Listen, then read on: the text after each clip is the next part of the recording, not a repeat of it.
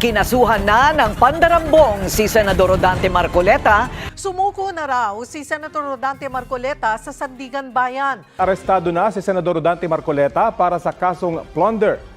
A few moments later. Officially, kinikilala ng COMELEC yung tinanggap po ni Senator Marcoleta as donations o contributions at hindi po gift.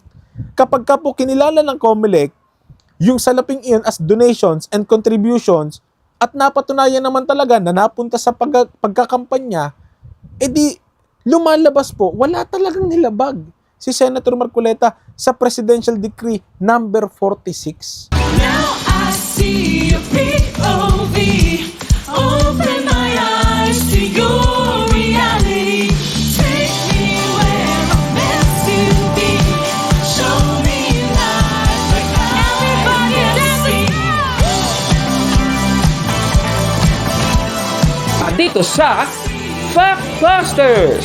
Kaya bago muna natin simulan ang ating episode ngayon, iniimbitahan kita na isubscribe itong ating bagong YouTube channel, Factbusters PH, dahil yung lumang channel natin ay nahack po mga kapatid. Kawawa naman tayo, no? Pero pati rin sana ang isa pa nating YouTube channel, Takasuri PH, paki-subscribe din yan mga kababayan. Ako naman, sige.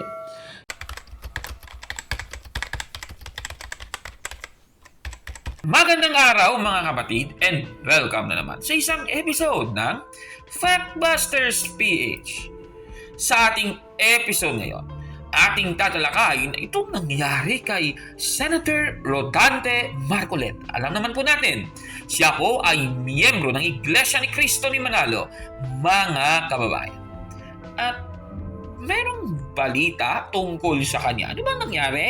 Kinasuhan na ng pandarambong si Senador Rodante Marcoleta. Sumuko na raw si Senator Rodante Marcoleta sa Sandigan Bayan. Arestado na si Senador Rodante Marcoleta para sa kasong plunder. Ay, ganun pala. Siya po ay nakulong mga kababayan. Ikinulong si Rodante Marcoleta dahil sa kaso niyang plunder, mga kababayan, pagkatapos na makatanggap ng campaign donation bago ang campaign period noong 2025, mga kapatid. At syempre, hindi lang po siya, pati po yung iba niyang kasama, talagang huling-huli na. At ayon din kay Senator Rodante Marcoleta, haharapin daw niya ang kanyang kaso. O eto, pakinggan niyo po ang huling interview niya bago siya nakulong. Eto yon. Ang pagpunta ko rito, inaasahan ko na lahat ang mga prosesong gagawin ng korte. Kagaya ng sinabi ko sa inyo, ako ay hindi magtatago, haharapin ko ang batas, ang asunto, sang-ayon sa pagkakaintindi ko sa mga batas natin. Kaya kailangan pong dumaan ang proseso.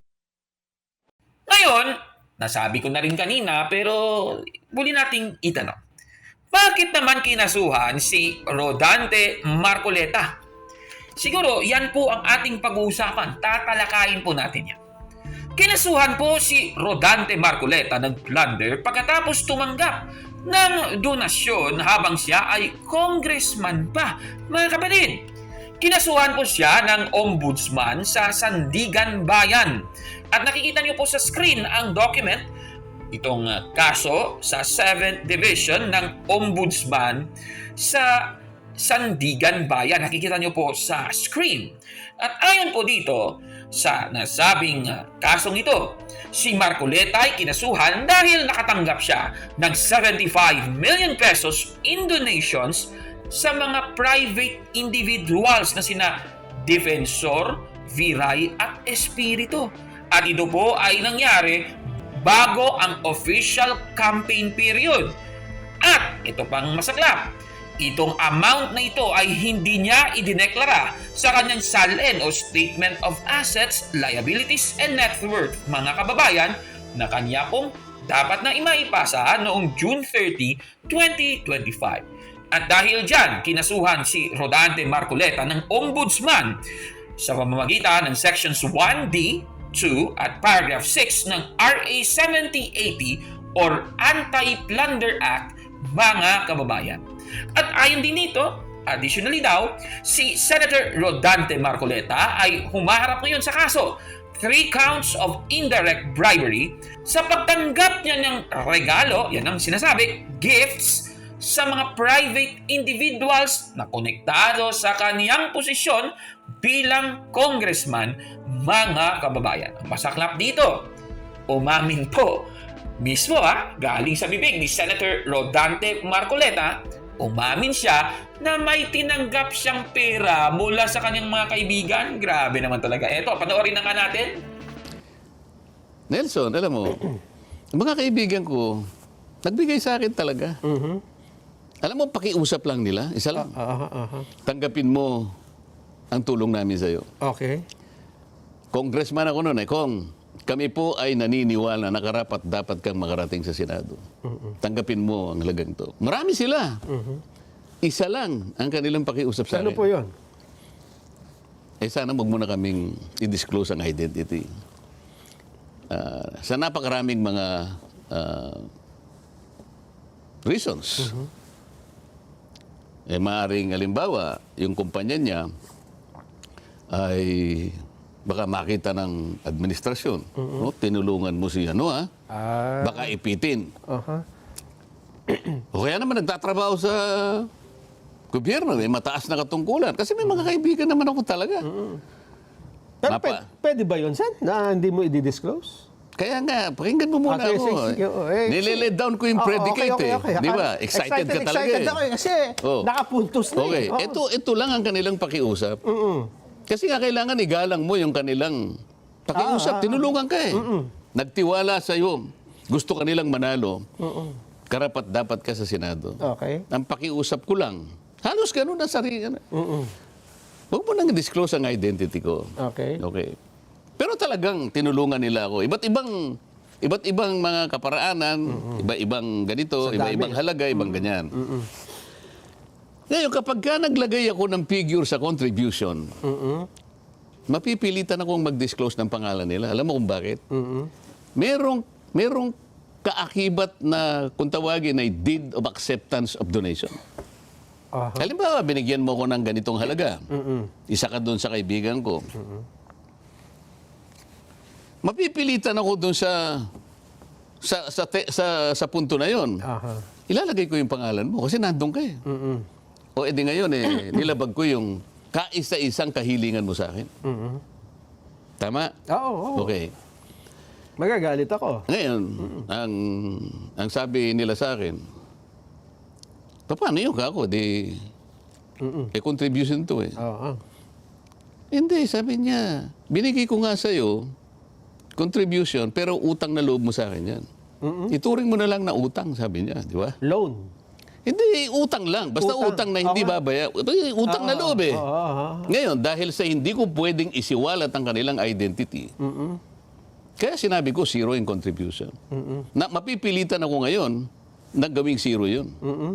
Dahil kapag hindi ko nilagay, pag nilagyan ko ng amount yun, mapipilitan ko isa-isa kayong i-disclose ko ang inyong identity. Ay, grabe naman ito si Senator Rodante Marcoleta. Huling-huli po sa kanyang bibig. Kaya madali lang kasuhan kasi nga, yung ebidensya ang nagpalabas, siya rin mismo. Nako naman. Ano ba naman itong manalista na ito? Nako. Mula po sa kanyang mga pag-amin ito sa kanyang bibig po nang galing ito. Siguro isa-isahin natin at titingnan natin. Sige. Una, umamin po si Senator Rodante Marcoleta na nakatanggap siya ng pera mula sa kaibigan niya na ayon po sa kaso na ating nabasa, 75 million pesos na mga donasyon mula kay Defensor, Viray at Espiritu. Pangalawa, hindi po niya dineklara ang natanggap niyang pera sa kanyang sose, mga kababayan. At dahil nga dyan ay kinasuhan po siya sa COMELEC para i-disqualify. Ayon naman po sa inilabas na minutes ng executive session noong March 18, 2026. Nakikita niyo po sa screen ang rekomendasyon ng mga taga-COMELEC. Ayon dito ay tineterminate po nila ang investigasyon. Kasi nga, itong pagbibigay ng regalo, nangyari nga bago pa man ang official campaign period, mga kababayan. Kaya pinawalang sala po si Senator Rodante Marcoleta ng COMELEC, mga kababayan. Pero ang masaklap doon, yung pera kasi natanggap bago pa ang official campaign period. Ang pera ay natanggap bago pa ang campaign period. Kaya napawalang sala siya ng COMELEC, mga kababayan. Baka magtatanong kayo, kailan ba yung official campaign period? Ayon po sa COMELEC Resolution number 10999, nakita nyo sa screen, ang campaign period po ay nung February 11, 2025 hanggang May 10, 2025, mga kababayan. At yan nga ang sinight sa kaso kay Rodante Marcoleta. Nakatanggap po si Rodante Marcoleta before the official campaign period, mga kababayan. Tapos, number 4, ang pera po ay natanggap nung siya po ay congressman pa. Itong masaklap, congressman siya, pero tumanggap siya ng pera. Ako naman, ang tindi naman yan. At base nga sa Republic Act number 7080, an act defining and penalizing the crime of plunder, ang pagtanggap ng regalo ay isang ill-gotten wealth, mga kababayan. Nakikita nyo sa screen, by receiving gift or any other form of pecuniary benefit from any person. Ulitin natin ha, from any person. Hindi naman sinabing from any government official, nako naman. From any person, mga kababayan. Ang tawag dyan, ill-gotten wealth.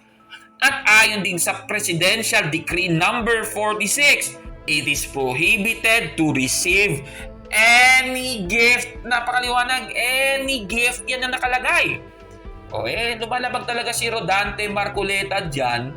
Katunayan, pinapaisip daw kay Senator Rodante Marcoleta na utang na loob daw ang ibinigay na pera. Ulitin nga natin yun. Ang sabi nila sa akin, paano yun ako? Contribution to eh. Hindi, sabi niya, binigay ko nga sa'yo, contribution, pero utang na loob mo sa akin yan. Ituring mo na lang na utang, sabi niya, di ba? Loan. Hindi, utang lang. Basta utang na hindi babaya. Utang na loob eh. Ngayon, dahil sa hindi ko pwedeng isiwalat ang kanilang identity, kaya sinabi ko, zero in contribution. Na mapipilitan ako ngayon na gawing zero yun. Dahil kapag hindi ko nilagay, pag nilagyan ko ng amount yun, mapipilitan ko isa-isa kayong i-disclose ko ang inyong identity. Diba, Kitams? Ito po ang dahilan kung bakit siya ay nakulong habang gumugulong ang kaso, mga kababayan. Nako, grabe talaga. Tapos may mugshot pa, huling-huli siya, no? Ngayon, panoorin po ang pahayag ng hukom ng Sandigan Bayan para maaresto itong si Rodante Marcoleta. Ito, panoorin natin ito. The Sandigan Bayan 3rd Division, composed of Associate Justice myself, Associate Justice Ronald P. Moreno, and Associate Justice Fritz Brian Anthony M. De Los Santos, issued today, July 6, 2026, warrants of arrest and hold departure order in criminal case E-SB-26-CRM-0018 for plunder against Senator Rodante Dizon Marcoleta, Michael Tan Defensor, Joseph Varias Espiritu, and Aristotel Baluyot Veray. The issuance of the warrant of arrest signifies only that after evaluating the records, the court found probable cause to believe that the accused committed the offense charged. Probable cause for the issuance of a warrant of arrest exists when the facts and circumstances would lead a reasonably discreet and prudent person to believe that an offense has been committed by the person sought to be arrested. Let me stress, yung warrant of arrest does not constitute a determination of guilt. Hindi pa guilty yan. All the accused continue to enjoy the constitutional presumption of innocence until their guilt is proven beyond reasonable doubt.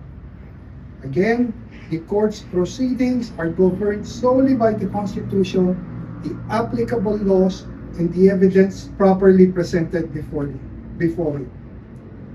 The court would want to remind the counsel who have appeared for the accused, and even Senator Rodante Marcoleta, who himself is a lawyer, that as officers of the court, they are duty-bound, together with the prosecutors, to uphold the integrity and administration of justice, to ensure compliance with lawful orders of the court, to conduct themselves and all persons acting under their direction with fairness, order, dignity, and full respect for the rule of law and the courts.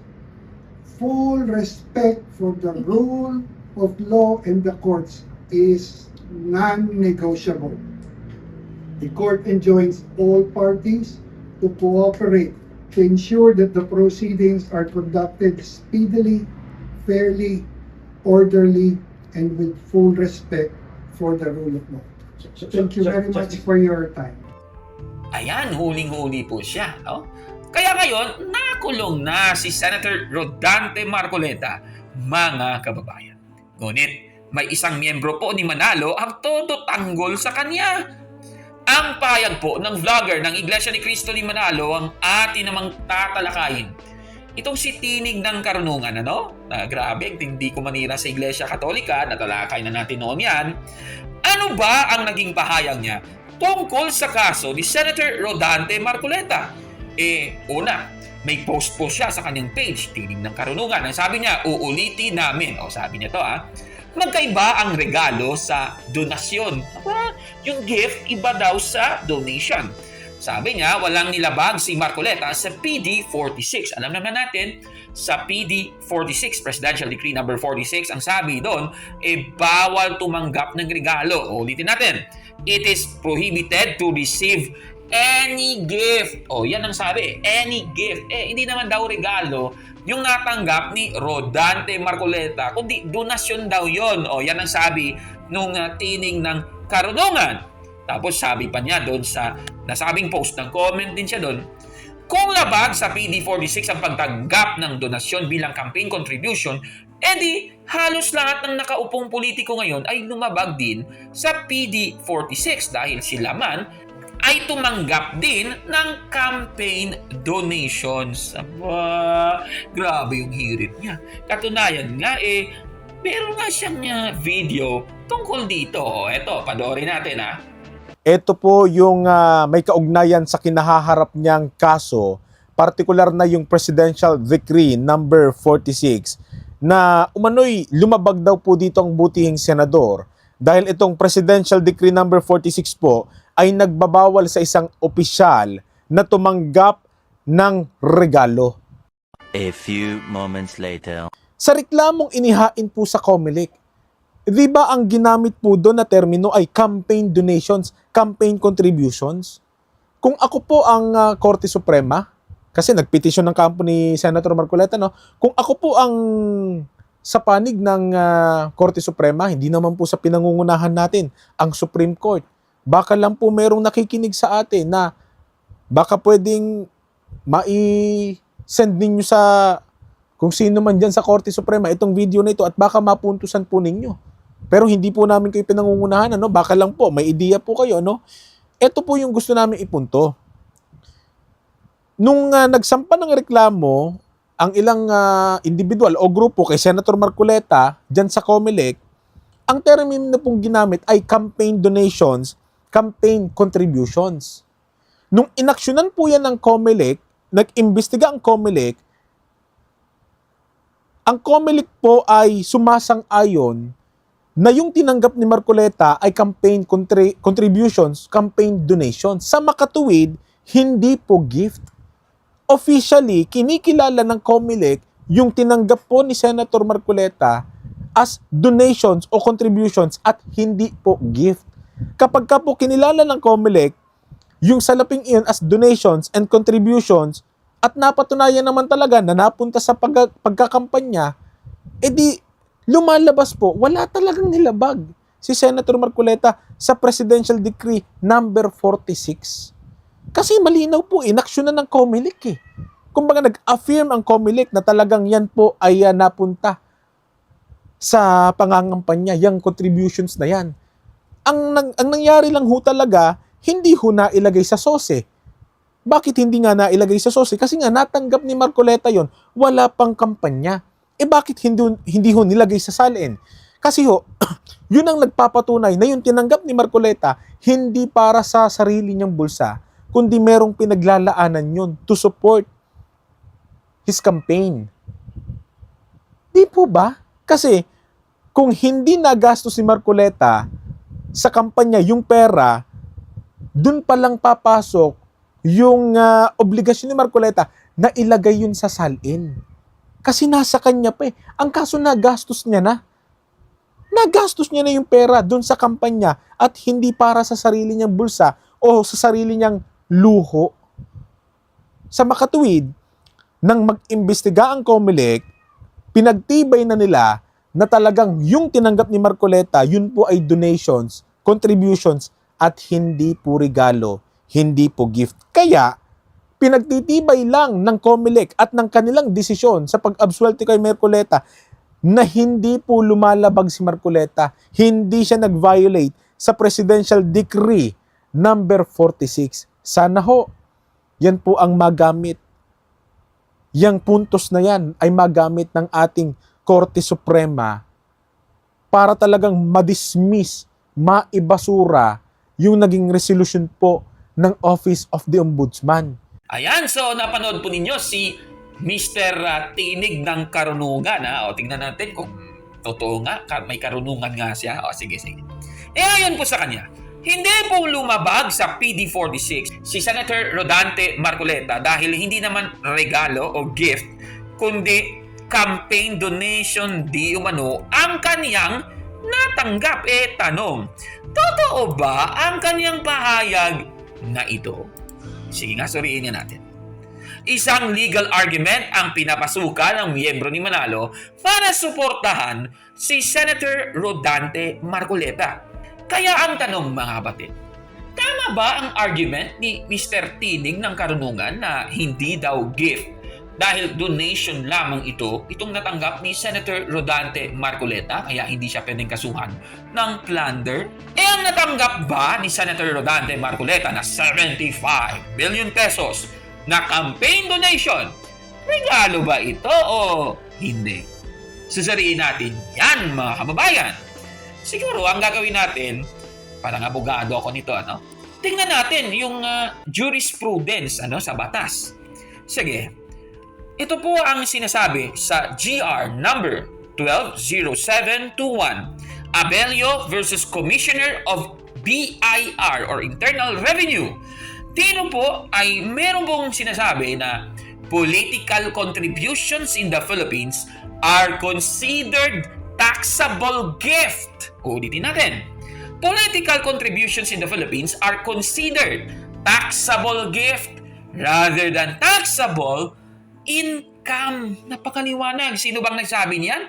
Ang BIR, ayon po sa ruling number 344 noong July 20, 1988. Mga kababayan, napakaliwanag. Ibig sabihin mula po sa jurisprudence, isang legal jurisprudence. Ulitin natin, Abelio versus Commissioner of Internal Revenue. Ang natanggap ni Senator Rodante Marcoleta na 75 billion pesos na campaign donation ay isang regalo. Ulitin natin, regalo po yan, mga kababayan. Kahit sa Webster kahit hindi ka pang abogado tingnan mo lang, kahit sa Merriam-Webster tingnan natin yung salitang donation. Ano ba yung salitang donation? A free contribution gift. Napakaliwanag, regalo. Nako, palpak pala itong si Tinig ng Karunungan. Nako, talagang may karunungan ba talaga ito o nagpapanggap lang? Nako, grabe talaga. Ang tinig niya palpak. Kaya, busted! Yan! Mali! Tapos yung pahayag niya na Nung nagsampa ng reklamo ang ilang individual o grupo kay Senator Marcoleta dyan sa COMELEC, ang termino na pong ginamit ay campaign donations, campaign contributions. Nung inaksyonan po yan ng COMELEC, nag-imbestiga ang COMELEC po ay sumasang-ayon na yung tinanggap ni Marcoleta ay campaign contributions, campaign donations. Sa makatuwid, hindi po gift. Officially, kinikilala ng COMELEC yung tinanggap po ni Senator Marcoleta as donations o contributions at hindi po gift. Kapag ka po kinilala ng COMELEC yung salaping iyon as donations and contributions at napatunayan naman talaga na napunta sa pagkakampanya, edi lumalabas po, wala talagang nilabag si Senator Marcoleta sa Presidential Decree number 46. Ang masasabi ko, busted yan, palpak din yan. Ako naman, kawawa naman. Kaya, sabi nga ng Kawikaan 14:18, makikita ang kamangmangan sa taong walang alam. Mga kababayan, huling-huli, piruin mo yung donation, hindi daw yun gift. Ano ba namang klaseng argument yan? Ako naman, kawawa. Mga kababayan, fake news yung sinasabi niya, palpak po niya. Ano pong isasabi ninyo sa ating episode ngayon? Comment down below, mga kapatid. At kung like mo ang video na ito, paki-smash na ang like button at mag-subscribe sa ating YouTube channel, Factbusters PH. Kaya huwag maniwala sa sabi-sabi. Check mo na kung fact nga talaga. Hanggang sa susunod na episode, ako po si Caborno. At ito ang Factbusters. Kaya huwag niyo po siyang gayahin, ha? Hindi po yan totoo. Yung kanyang mga sinasabi, kapalpakan po yan. Mga kapatid, magandang araw po. At kapayapaan ay maghari sa ating isipan at sa ating puso. At follow and subscribe, Factbuster PH at The Beloved Catholic sa Facebook page ni Caburnok. At abangan nyo si Caburnok, no? Dahil marami siyang i-reveal na mga maling aral at matutuhanan natin ang katotohanan. Dahil ang katotohanan ay magbigay sa atin ng tunay na kalayaan. God bless!